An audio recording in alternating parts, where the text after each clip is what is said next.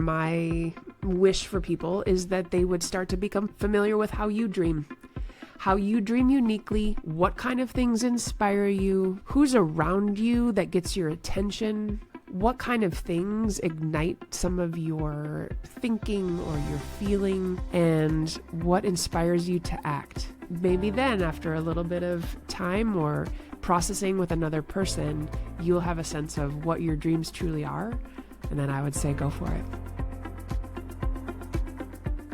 Welcome to the Leadership Vision Podcast, our show helping you build positive team culture. Our consulting firm has been doing this work for the past 25 years so that leaders are mentally engaged and emotionally healthy. To learn more about us and what we do, you can click the link in the show notes or visit us on the web at leadershipvisionconsulting.com. Hello everyone, my name is Nathan Freeburg, and today's episode kicks off a brand new series exploring the core themes of Unfolded, Lessons in Transformation from an Origami Crane, the two-time national bestseller by Dr. Linda and Brian Schubring. In each episode of this series, we'll dive into one chapter and unpack the deeper meaning behind it. And we're starting here with Chapter 1 and the concept of dreams, specifically the power of individual or personal dreams. In this conversation, we talk about how dreams give us focus, fuel our identity, and spark transformation. You'll hear stories about childhood wonder, the role of imagination, and what it looks like to pursue dreams that may never fully come true, but they still shape who we become.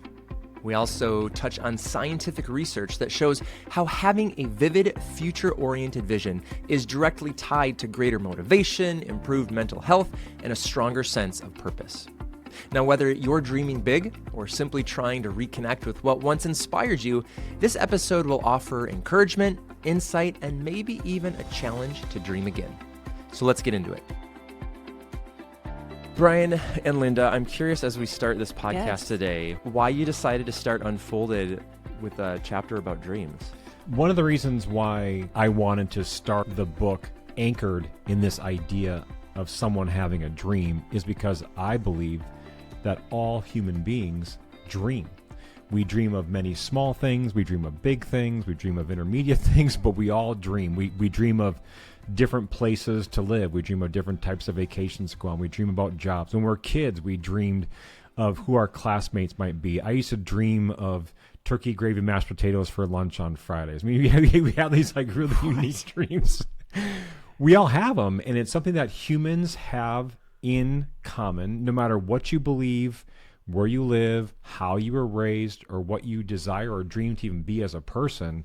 We all share dreams. And when I thought more about it, I realized that dreams often inspire us and they focus us. Dreams put us in a place where sometimes things become more clear, where we are willing to ask for help. And most importantly, I believe that dreams point us to our greatest possibility and unfold our greatest potential.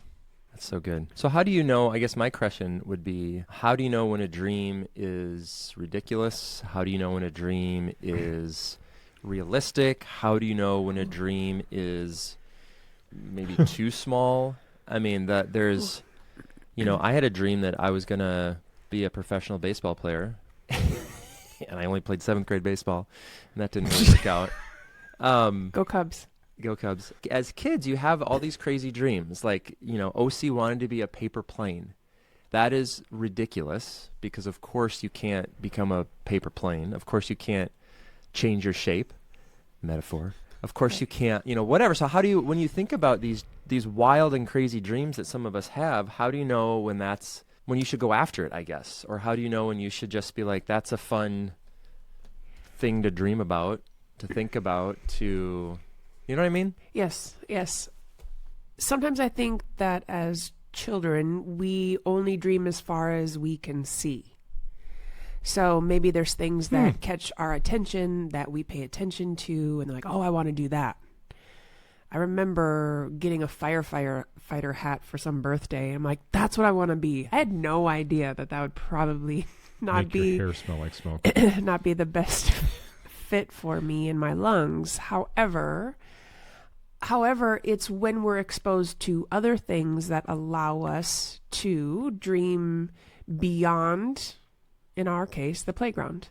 So it was because our Origami Crane had seen beyond the cottonwood trees that she noticed the plane and she noticed the feathered birds. And there was something different that, if I'm seeing that, maybe I can be that, maybe I can do that. And every once in a while, I think we don't even know what we expose children to that actually opens them up or gives them a chance to dream, or the bring your kid to work day, or the having guests come to schools and talk to children. It begins to say like, oh, banking isn't just this. You can play any role out of who you are. It's not just necessarily collecting money. There's marketing and there's events and there's a big stadium downtown. It's funny you say bring your kid to work, because one of my twins went to work with my wife yesterday. Fun. It wasn't bring your kid to work day. It's like a 14-hour day. She was in all of these very big meetings where she met very important people with 3 letters after their name. And she came home and she's like, I'm going to work for Nike someday. Yeah. Here's all the reasons why. And she's like our most timid child, probably. I mean, you talk about unlocking she's 9. So unlocking a dream, but just that idea of seeing something in a different way, I think is super powerful and meaningful. And that's why I think dreams are important for us to unlock the imaginative possibility of who we really are. Right. Because in our story, the dream was sparked by something that was seen a little bit beyond the normal scope of vision.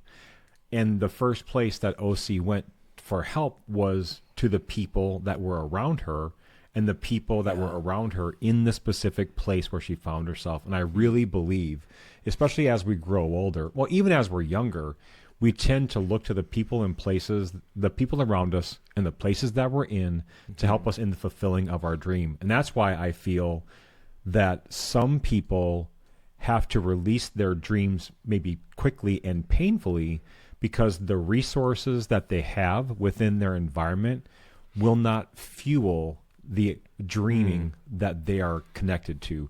And that, to me, the layers that go into that, because there are certain people that, because of their socioeconomic environment, they have a great limitation on fulfilling their dreams unless they make a great sacrifice to leave to pursue their dreams. And there are others that simply give up.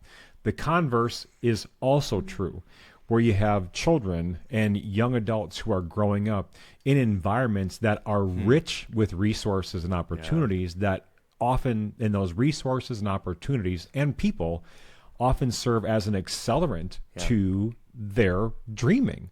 Yeah. We're not faulting one for the other. We're just highlighting the realities that actually exist around how it is that we receive our dreams, how we pursue our dreams, and when we give up one dream for another. Yeah.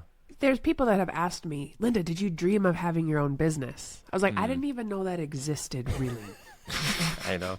I grew up around educators. Yeah. I grew up around hometown people. I grew up on a country road. There was not this sense of, I'm going to go out and be entrepreneurial. I didn't even know necessarily what that meant. And even right now, I think there's a generation coming after us that they can't even dream about what they're going to do, because it has not yet unfolded yet. History has not unfolded in a way that will pave the course for a better future or the kinds of work that we will or won't be doing. And in this conversation around dreams, I think it is essential and very important for people to not disregard or discredit the dreams that they have. I feel that the invitation is to really embrace the dream wholeheartedly as an individual, and to look at your context. Who are the people that are around me that can help me on my journey toward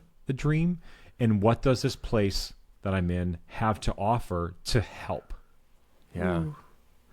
Well, and I would say oftentimes I think that the dreamers among us don't even realize that they're dreamers. They're just seeing some shiny things, going for it, leaning into new places, trying new things, carving paths. It's just what they do.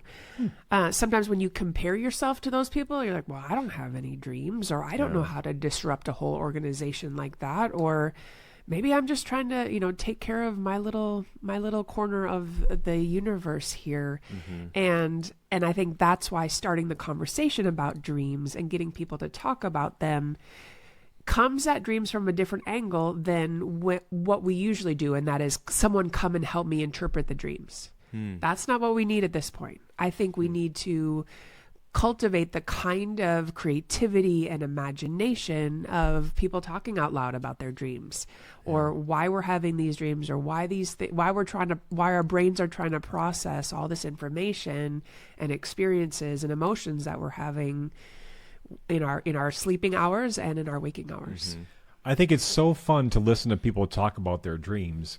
Because you can see the excitement build right away. Like there's just something about how it is that they're showing up that presents a sense of joy or play to how it is that they're talking about their dream. And I really, try to encourage people to begin practicing the journey of what it means to like even go in or live in the direction of the dream. That to me is something I think is really important, because I know for myself, like when I have a dream that's really compelling, I start thinking about like the performance side of that dream really quickly. Like what's it like in its perfected state? And oftentimes a dream just inspires us to move to somewhere new. May never come the performance side of it, but the practice of how it is that we begin to journey towards our dreams. I think that's one of the most important steps, is that intentional practice of what it takes to pursue a dream. Because the dreaming is the journey. And sometimes the dreaming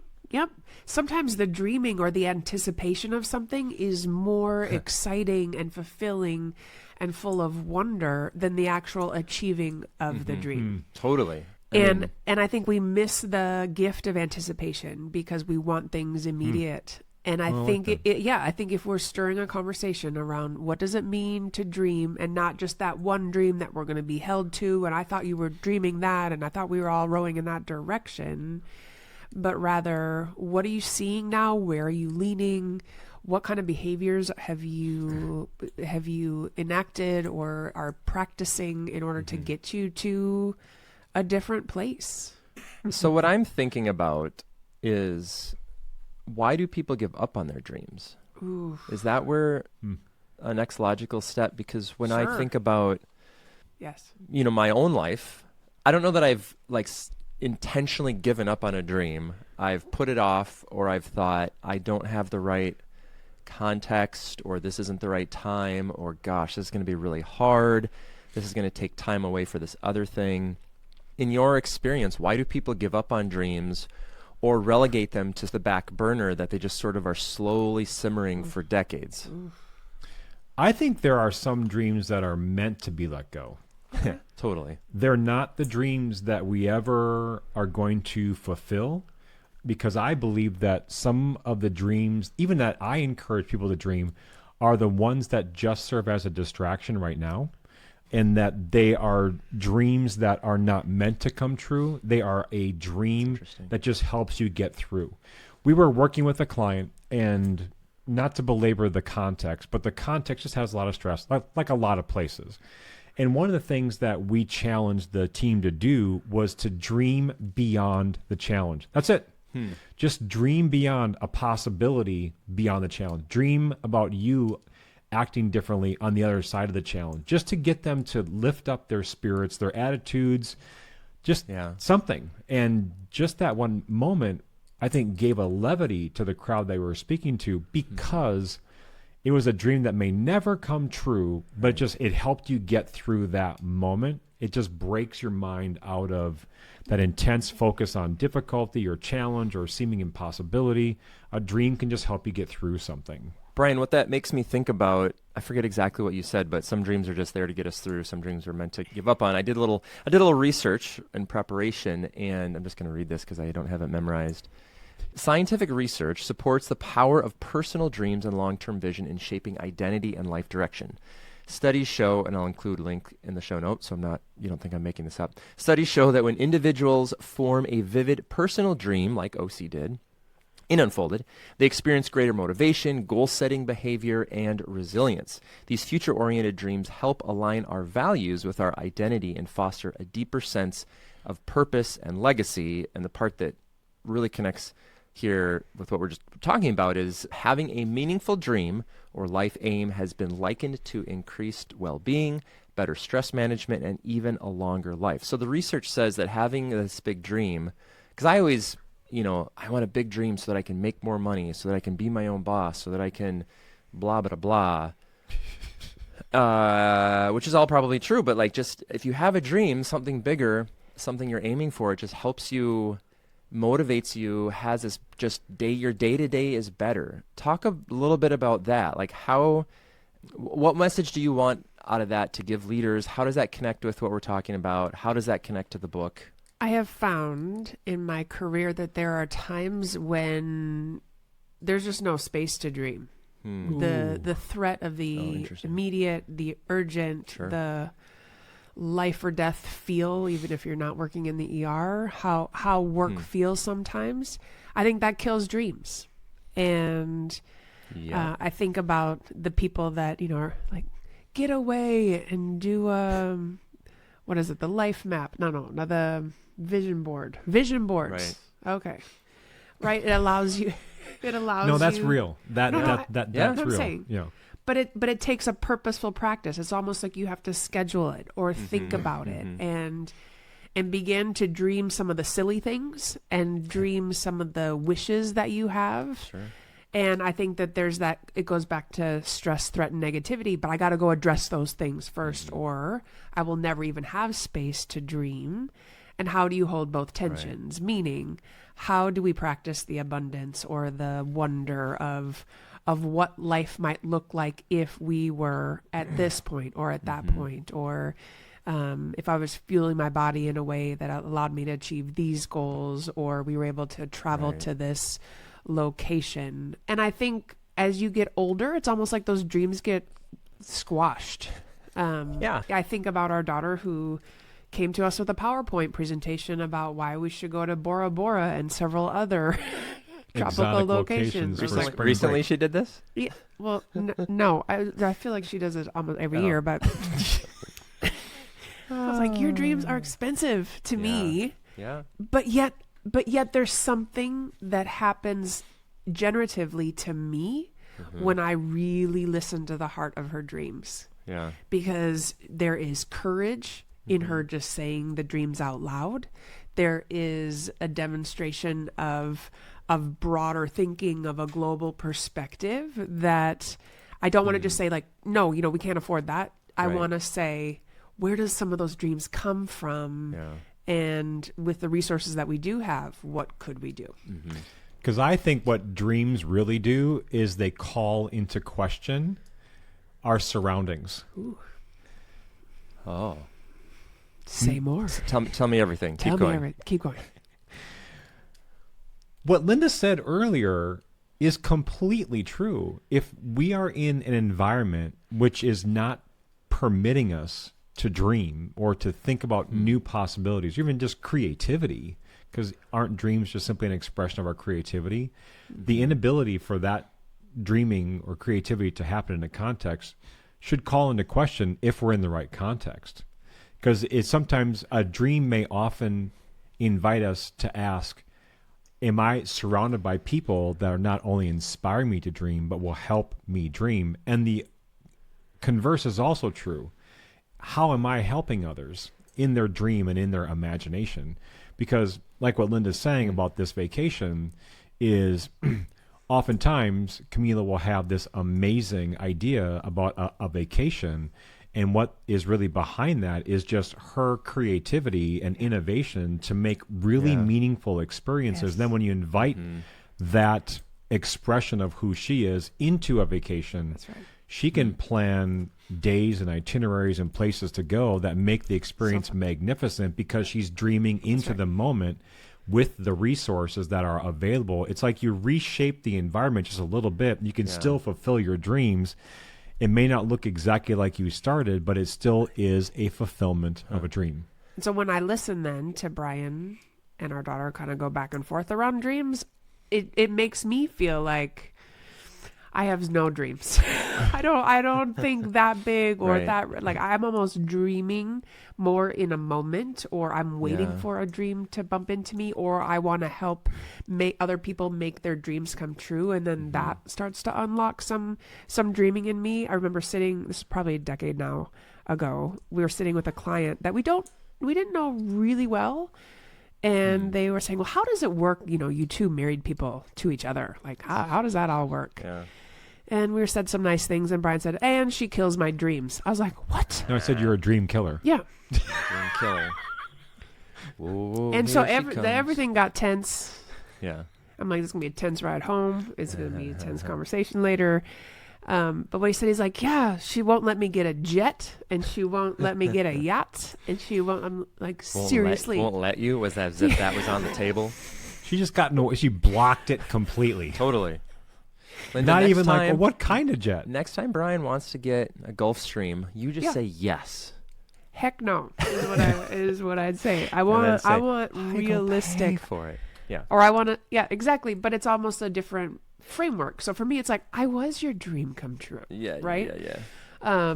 So there can be, dreams can have a relational bent. They can have a material bent. They can have a way that you express yourself in the world. It taps into purpose. It taps into meaning. Yeah. I think it's a reach for the sacred. I think it's a reach for a way to not just be stuck on this earth doing the same thing day after day.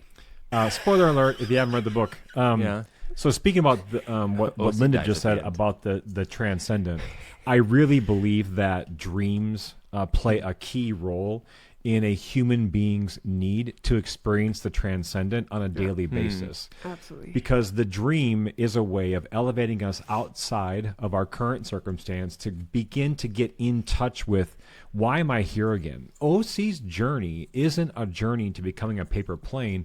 It's a journey about her understanding her identity, which transcends not only the friends in the playground, but the playground, the cottonwood trees. It transcends the sky. It's above all that, because the discovery of our identity is in itself a transcendent experience, because we're tapping into something that cannot be contained in the current shape we're in. My identity cannot be contained in the body that I'm in. My identity is expressed through relationships, through place, through activities, through community, through the work that I do. And that is a transcendent reach. Why are rituals so important for human beings? Is because a ritual transcends us beyond the current into something more meaningful. And in this process of the book, a dream begins the experience and the journey towards something more meaningful. And that's the true discovery of our authentic self. Ooh.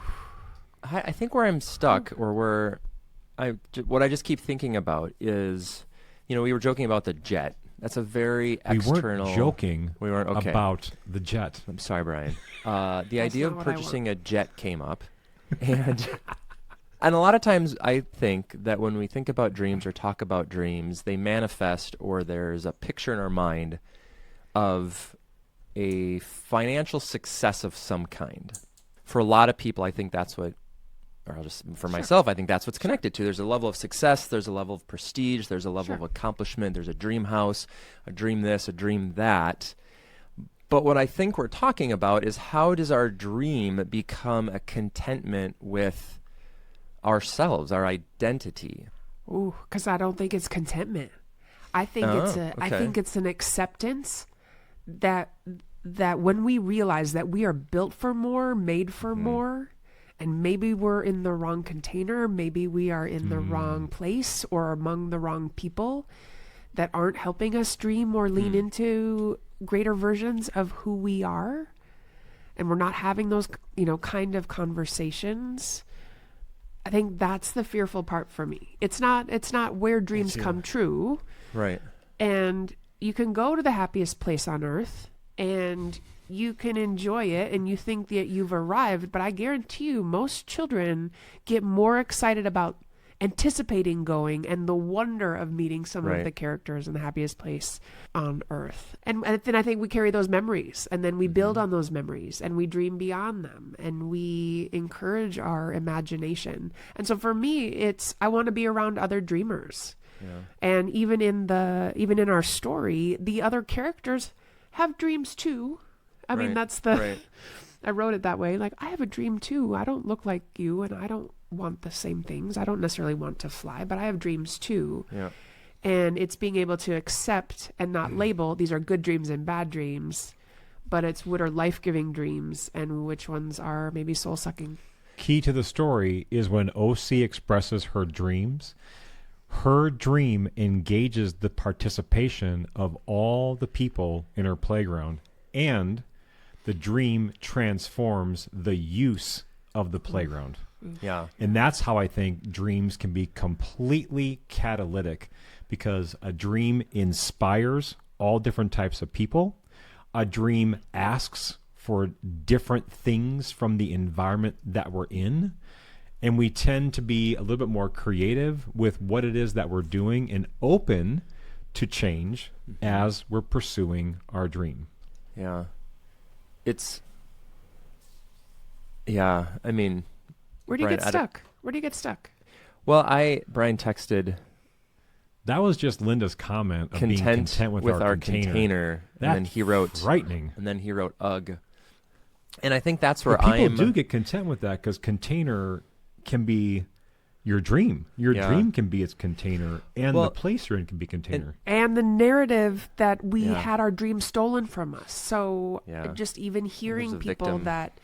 that still go back to certain places with hearts of regret, or I wish this didn't happen, Yeah. or and then this person took my dream. So I don't think it's just the contentment, it's the acceptance and the making something good as a result, or being able to dream again, or just make peace that dream didn't come true, Yeah. and that doesn't define who you are.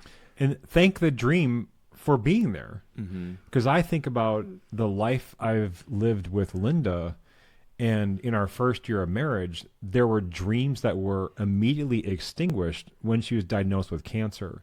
Sure. You don't judge the dream. You'd thank the dream for being birthed in the space between us. Yeah. But then there's something else there, because the interruption of a dream isn't a judgment that it was a bad dream. It's making space for something new. Now, of course, it was painful, and that, like, dreaming anew involved a great dark period for me. Dreaming anew was, a year and a half of trying to get Linda healthy again. But space. Yeah. Sometimes dreams don't come true because you're making space for another dream that's going to pull you through. And just because you're helping someone else doesn't mean that you have to put your dreams on hold. Oof. That's Well, really Yes. Well, Because I think there's times when yeah. parents will say, like, I'm putting all of my dreams on hold Yeah. just to help my children. And once again, we want to interrupt some of the thinking of that and help people zoom out a bit and get a sense of, is that really the narrative you want to Yeah. live? Well, and maybe you can interrupt some of my thinking, Yes. or because we're I don't know if this is stuck is the right word, but it seems like you're encouraging people to chase their dreams, to follow their dreams, to have their dreams, to, whatever it is. And I can think of a lot of people who are stuck. There's many narratives, but one is like, I'm the sole provider for my family. I don't like my job, or it's not my dream. I would like to do something else, but I cannot find the space to go back to school, to, go out on a limb to open this business. I cannot do that. My family is depending on me. Vice versa, you've got the parent who's like, right. I have to be here for my kids right now for a variety of reasons. I can't go back to school. I can't take a risk. I can't yada, yada, yada. That'll come later. And there's 15 million other stories that, fit somewhere in between those two things or whatever. And so to have a dream, to think about the place that you're at, to be content with our container or not, like, that's where I'm wrestling or wondering what message we leave people to say, how do you chase a dream? How do you have a dream? How do you think about a dream when you're not 23 right out of college, when, the world is not your oyster? The world is much more down to perhaps just the buffet shrimp at Red Lobster if that's still a thing. But it's still, it's not bad. Okay. Saying if oysters are like the pinnacle of seafood. Doesn't Red Lobster food make their shrimp metaphor? on premises? No. Okay. Anyway. Don't let that distract you. Does I that make did sense, distract Linda? me. Give me 1 second. Give me 1 second to Sorry. get my thought back. So, in Brian and my marriage, we've had everything and nothing and everything in between. Like, we've had a lot. We've had nothing, right? The best of times is the worst of times. Right. Kind of. And I think there's times where I've been able to look at my life and think, wow, when I had time, I didn't have money. And then when we had money, I didn't have time. And then I just, then just, keep setting your alarm and waking up again the next day. Keep grinding.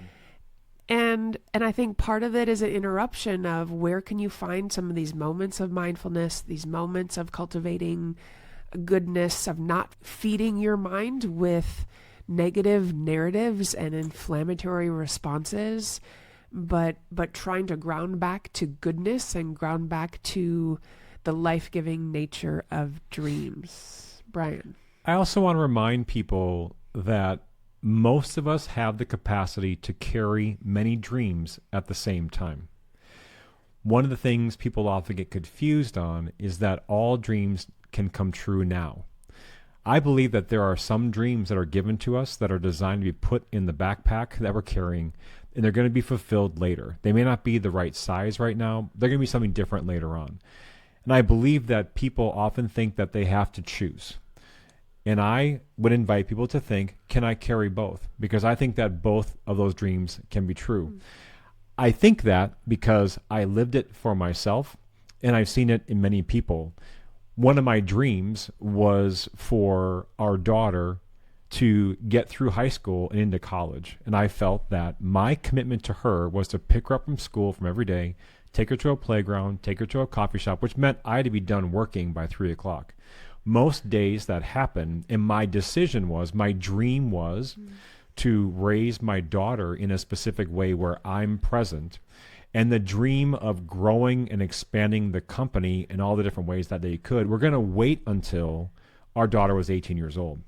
Both dreams were true. Both of those dreams required sacrifice, and there was a back burner and all these different things I thought about. But for me, I carried both of those dreams and several others and waited for the right time to plant that dream in the place where I was so that new dream could grow. And Brian raised a daughter who, with big dreams, big heart, big care, and I think to watch her in her 20s now and the people that she surrounds herself with, we couldn't be prouder. We could not be prouder. And I know that we can trace that back to Brian's investment in her. That's cool. As we're wrapping up here, I'm wondering if there is a synopsis, a message, a final thought. Like, what do you really want readers to take away from this podcast, this book, whatever, just around the idea of dreams? Like, is there a nugget, a soundbite? I'll edit this maybe to use on social media later, but what's an encapsulation of all of this? And I'd kind of like each of you to maybe say something if you have that. Okay. Well, what I want to say, Nathan, is I would really invite people to, at first, embrace the dreams they're dreaming now. Just learn to embrace them and allow the dream to embrace you back. And what I mean by that is when we allow the dream to embrace us back, we tend to feel the reality of the dream in a new way and really believe that that dream was meant for us. Like any meaningful embrace that we share in our lives, we can feel the love and the inspiration in that embrace. That's really what I feel the purpose of a dream is to love us and to inspire us to be more of who we are. Wow. That's beautiful. Really? Yes. Because I'm sitting here thinking, with the both of you, I feel like when the three of us sit down and chat and we wrestle with some of these ideas or how to put the right words on around them or all the jokes that ensue that are sometimes not appropriate for podcast listeners. So I'm sitting here thinking, wow, maybe this is kind of what it feels like to live a dream. Doing things that I love with people that I deeply care about, who are not letting me settle, who are not keeping me down, but going to some cool places together that we've yet to really dream or encounter. And I think it's getting familiar. My advice or my wish for people is that they would start to become familiar with how you dream uniquely, what kind of things inspire you, who's around you that gets your attention, what kind of things ignite some of your thinking or your feeling, and what inspires you to act. And maybe then after a little bit of time or processing with another person, you'll have a sense of what your dreams truly are. And then I would say, go for it. I love it. Well, Brian, Linda, thank you very much. I always appreciate the conversation and thinking into this. Next week, how Linda matches the book. I know, I like it. I like She's wearing the colors. It's of so the book. good. Next week, I believe, or in the next episode, we're going to be talking about dreams in more of a communal context, be that corporate or family or not, whatever it is, just like the dreams. How do all of our individual dreams contribute to a big dream, whatever it is. So listeners, stay tuned for that. Thank you for listening to the Leadership Vision podcast, our show helping you build positive team culture. If you have not yet picked up your copy of Unfolded, Lessons in Transformation from an Origami Crane, you can click the link in the show notes or get yours wherever good books sell 2-time national bestsellers. You can also visit us on the web at leadershipvisionconsulting.com for a whole bunch of other resources. My name is Nathan Freeburg. I'm Linda Schubring. And I'm Brian Schubring. And on behalf of our entire team, Thanks for listening.